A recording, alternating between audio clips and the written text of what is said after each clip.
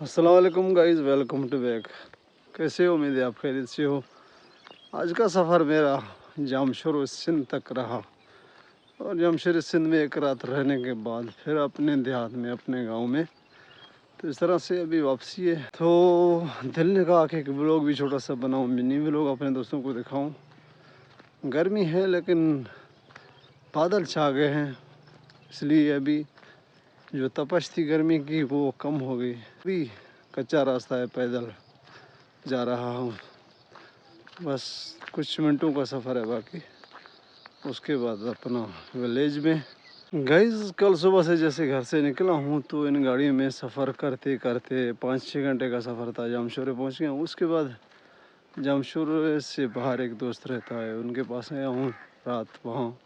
सुबह को जब वहाँ से वापसी हुआ तो जामशोर शहर आ गया हूँ। उसके बाद फिर हैदराबाद थोड़ा सा काम था, हैदराबाद सिटी से वापस फिर बाईपास। उसके बाद बस पे बैठकर यहाँ उतरा अपने इलाके में।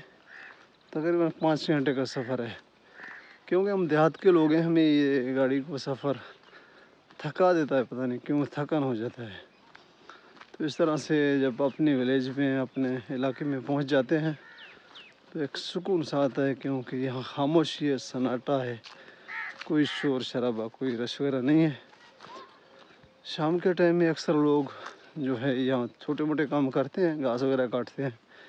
इस तरह से कुछ लोग रास्ते में मुझे मिले हैं अभी भी घास काटते हुए। और वैसे शाम के टाइम में कभी हवा चलती है हमारे यहाँ, कभी नहीं। तो आज हवा नहीं चल रही और कुछ बादल भी छा गए हैं मगरब की तरफ, इस वजह से हवा बंद है।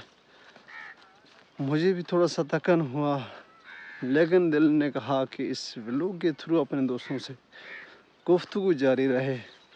किस हाल में भी हूँ लेकिन दोस्तों से गुफ्तगू जारी रहे और दोस्तों का कमेंट भी पढ़कर दिल खुश हो जाए। तो उम्मीद है आपको आज का व्लॉग भी अच्छा लगा होगा।